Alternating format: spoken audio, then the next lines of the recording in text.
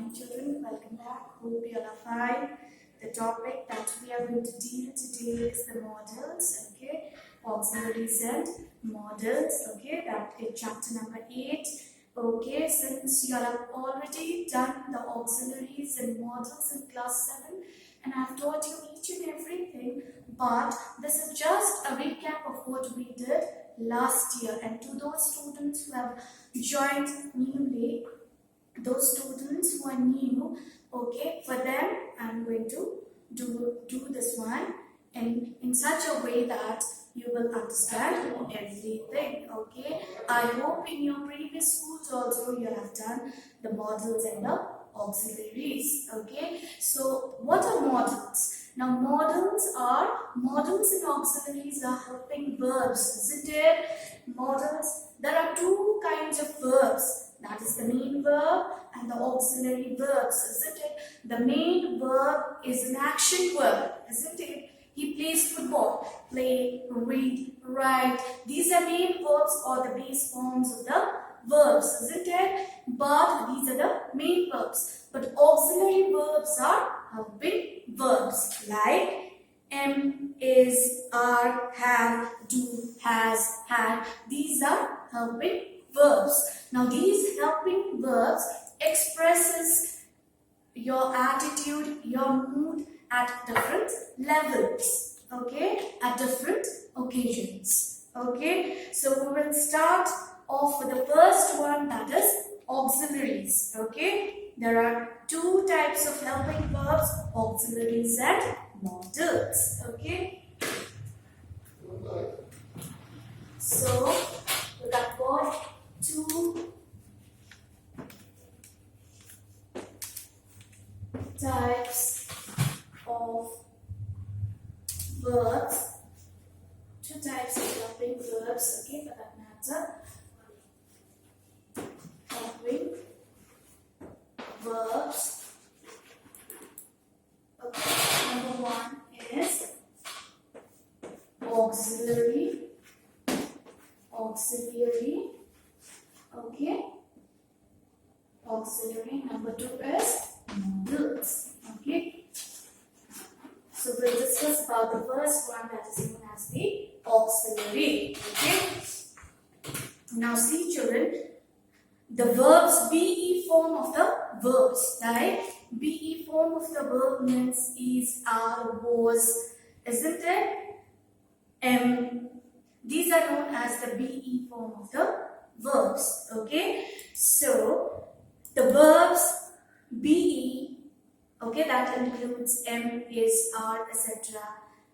have and do, when used with ordinary verbs to make tenses, passive voice, questions and negatives, are called auxiliary verbs or auxiliaries. Auxiliaries here means the helping verbs. Modals are also helping verbs. These are not the main verbs. So, meaning when these I am going to school, isn't it?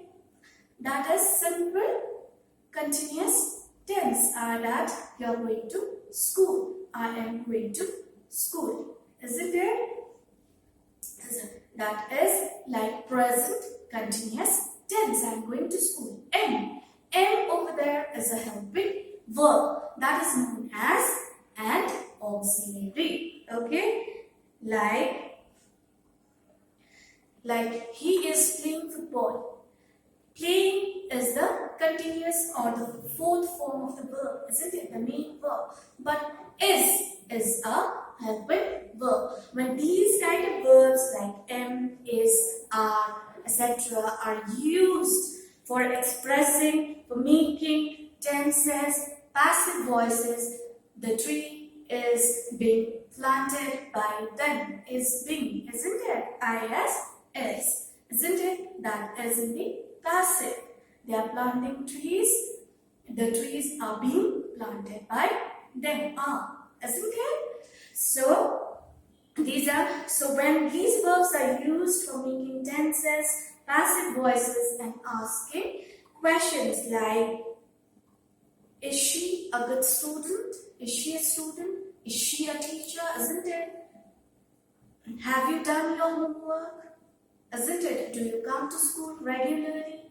These are all questions when you use these kind of auxiliary verbs for asking questions, for making tenses, okay? You use it in the passive voice and you use it in the negative statements. Negative sentence and positive sentence you all already know when you when you deny an action, that is a negative sentence. Like she is not a student. Not. Isn't it? So auxiliary verb is being used by a negative statement. Isn't it?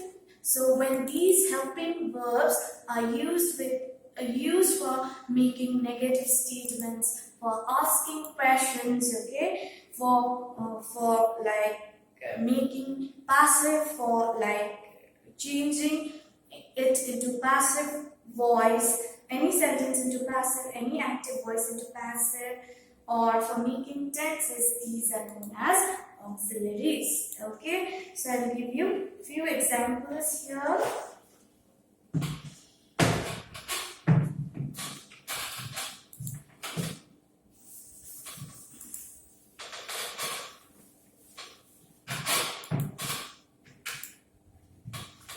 She is a student, isn't it? So this is a verb here, perfect verb, that she is a student. And then if you ask a question using this auxiliary verb, is she a student? Isn't it? So is over here is used as a helping verb, and over here is or auxiliary is used for asking a question, and she is not a student. Okay, so it has been used with negative statements, with negative terms like this, not, isn't it? Cannot, not, isn't it? So these are known as the auxiliaries. Okay, like he has gone there. Has he gone there? He, okay, he has gone there. And writing a letter. Okay, sorry, he is writing a letter. Is he writing a letter? Like that. Okay. And then now come to the next one. These are all known as auxiliaries.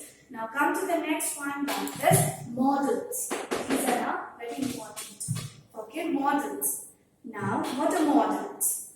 The verb can, could, may, might, will, would, shall, should, must and ought are called modal verbs or modals. Verbs like can, could, may, might, will, would, shall, should, must and ought. These are all known as modal verbs. Okay. So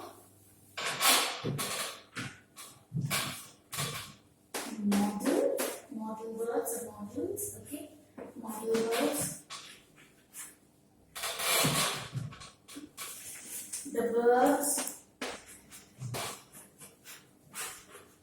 The verbs can, could, okay, may, might, can, could, may, might, will, would, isn't it? Will, could, comma, shall, should,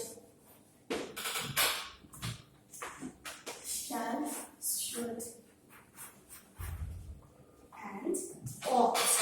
Ought to. You have to use the right infinitive. To. Ought. Okay. These are modal verbs. Okay. They are used before ordinary verbs to to express meaning like ability, permission, possibility, certainty. Now all of these verbs are helping verbs and they express your moods and attitudes at different levels. Okay, these are not the main verbs, but these are helping verbs which expresses your mood, your attitude at different levels. Okay, so these are known and it expresses certain kind of possibility, a request, an obligation, a permission, okay, a permission, a certainty. Okay, when these kind of verbs expresses a possibility, a certainty, okay, a command, a request, okay, a permission, an ability, okay, these are known as the modal verbs. Okay, it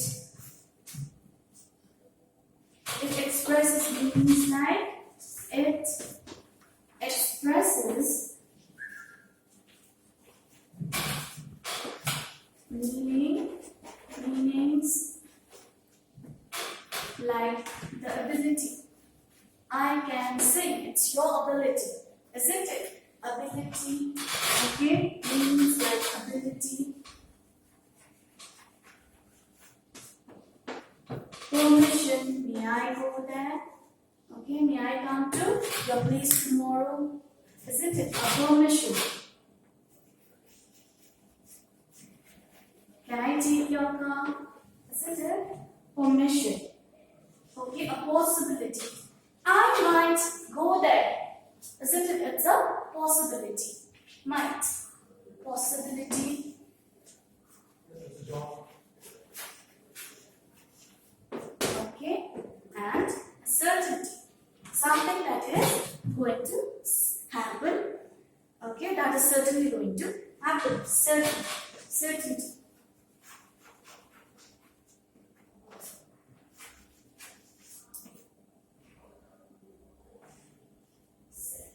Okay, and need and dare are sometimes used as modal verbs. Need and dare. I need to talk to you, isn't it? Need at time, it acts as a modal verb. And dare, how dare you talk to me like that?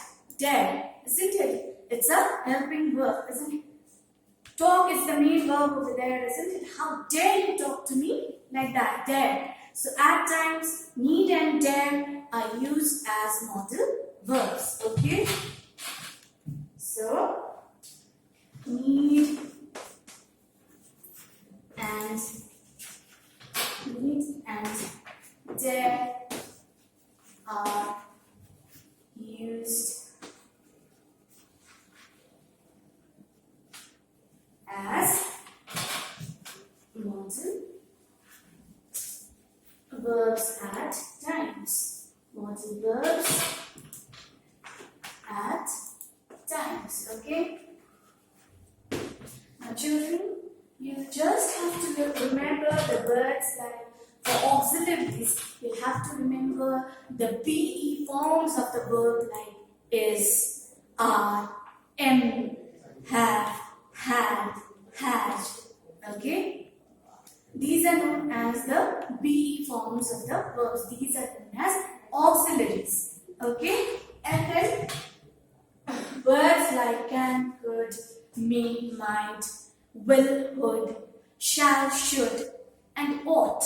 These are known as the modal verbs or the modals. And at times, dare and need or dare.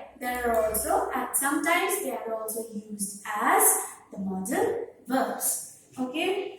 This thing you have to remember, and then I'm going to give you a few examples here. Okay?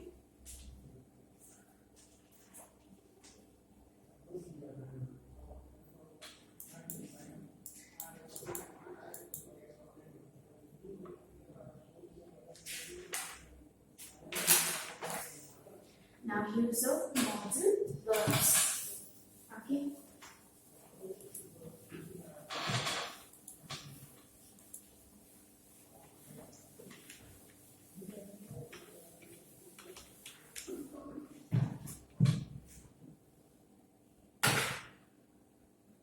Now use of modal verbs. After modal verbs, we use the base form of the verb. Only after the helping verb we use the main verb. Like she is playing, like he is playing football. Is come first, isn't it? And the main verb comes. Okay? But only for ought, okay? Only for ought, you'll have to use the infinitive to.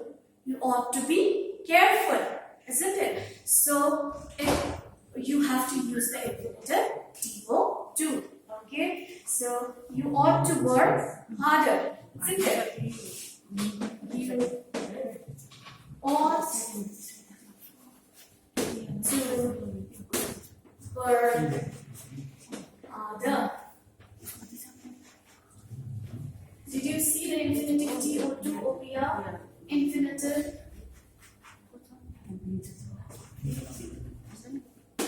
Isn't it? It is coming after ought.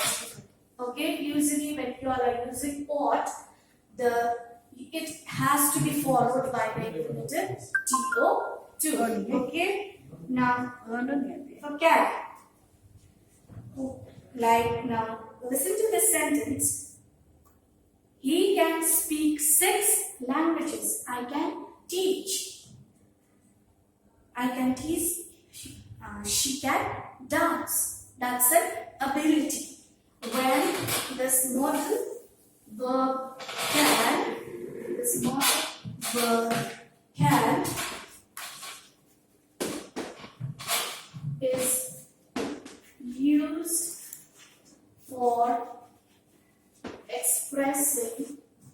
is used for expressing an ability. Okay. Can is used for expressing an ability. Okay, like he can speak 6 languages. I can teach. She can dance. It is expressing an ability that you can dance, isn't it? Or that she can dance, that I can teach. It's expressing my ability of teaching. Okay, so these are just examples. And could is also used as an ability in the past. Like, for example, can you swim? For example, can you swim? This is a question that do you have the ability of swimming? It is expressing an ability. Okay, and can refers to present, and could is used for ability in the past. Like he could. Okay, this is present. Okay, and then could is used for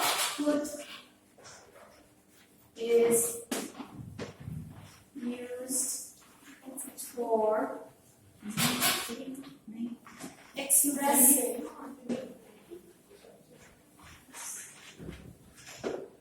an ability in the past. Expressing an ability in the past. Okay? In the past.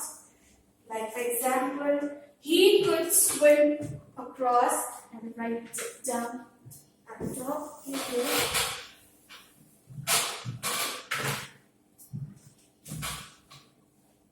He could swim.